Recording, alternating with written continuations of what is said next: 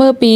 2014เจ้าป้ายทรายเขาไล่จ้ำต้ยตั้งแลดกาลำเอาน้ำใส่หมกในหมกนั่นมีตั้งกินกาลำไว้ใครฮู้ว่ากาลำเตมีตั้งแลดแซวกาหือเตเอาก่อนอันมีน้ำหนักวางไว้หิมหมกน้ำนั่นป้าเมื่อพ้องเขาไปต้ยอยู่นั่นกาลำเตกว่ากับเอาก่อนอันมีน้ำหนักนั่นปล่อยลงกว่าที่ในหมกน้ำก่อนหนึ่งเย่าก่อนหนึ่งตาให้ตั้งกินอันนั้นผู้ออกมาให้ก่อกับเอาเขาขึ้น10จ้ำแทงปอกในเตเอาหมกซ้ายและตั้งหมกน้ำวางไว้หิมกันกาลำก็ไล่กับเอาก่อนอันมีน้ำนักนั่นกว่าปล่อยใส่หมกอันมีน้ำในมันเจ้าใบทรายเขาไล่หันว่ากาลำอำเลิกเอาอันก่อนมีน้ำนักนั่นปล่อยใส่ดีในหมกซ้ายตอนด่ามันเตกับเอาตั้งกินขึ้น10จ้ำด้วยกว่าแทงคักตอนหนึ่งปอกในเขาเตเอาหมกอันมีตั้งกินและมีตั้งกินก้วยกาหมกอันมีตั้งกินซ้ำเตเป็นกอกอันงอกไว้ลื่นสุดกาลำก็ใจหยานมันแห่ก็เอาตั้งกินกว่าลายแทงสืบจ้ำแทงคักตอนหนึ่งอันแน่เตเป็นหมกอันมีน้ำนำแหล่หมกอันมีน้ำว่า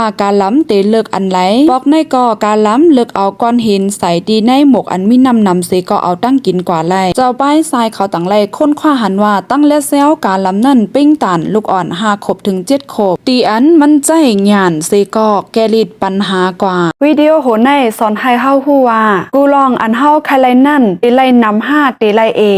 อยู่ที่เฮาใจหยันเสแลแกลิดปัญหานำกะหือคาเตแนปันลองเปิงเป็นเต้กอดแทงอันหนึ่งเมินหนังก้นเฮ็ดแคบตินขายเขาแกลิดปันเฮาไล่ลองตินอำเจ็บย้อนเปอป้อเฮาคาซ้ำตินหลายตินเฮาคาเตเจ็บแลเขาเฮ็ดแคบตินเฮ็ดออกขายปันเฮากอบนั้นเขาก็ไล่อันเขาใครไล่จ้อมหนังอันเขาแกลิดปัญหาเฮาแทงคักตอนหนึ่งเพราะว่าเฮาคาไปกว่าตั้งไกในเฮาคาเตคาก้นเฮาคาเตใจขยามหึงกอบนั้นมีก้นเฮ็ดออกขายแหลงรถถีบย้อนเปอป้อเฮาคาขี่รถถีบเฮาคาเตใจตื้อในข้าวดังเก็บอ่อนหนึ่งเสก็ถึงตีอันเฮาใครถึงกอบนั้นเจ้าเฮ็ดขายรถถีบเขาก็ไล่อ่องมานกว่าแทง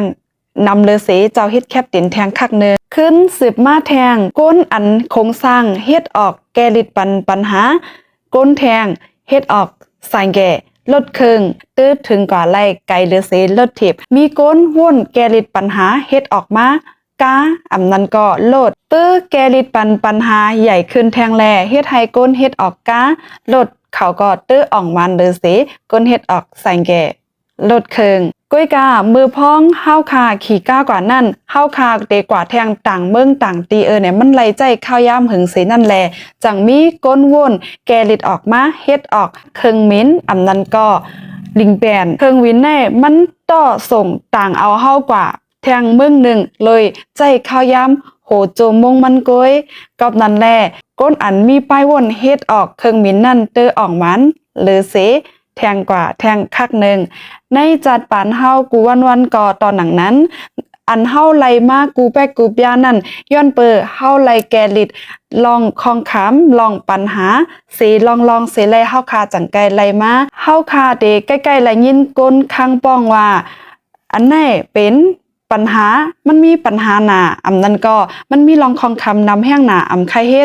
ฮ็ดการอันง่ายๆและมีลองคองคำสังกุ้ยกาส่วนใหญ่กำน้ำการอันอ่ำมีลองคองคำน้ำและการอันอ่ำไล่แกลิดปัญหานำนั่นในพ่อนไล่อันเตมาจูเฮานั่นก็เตมีเอา1อิดก้อยกาอ่ำใจไล่ว่าเฮาคาอ่ำมีปัญหาเสแลกว่าสร้างปัญหาแฮตอนด่าเฮาคาติแกลิดจึงนั้นอำใจ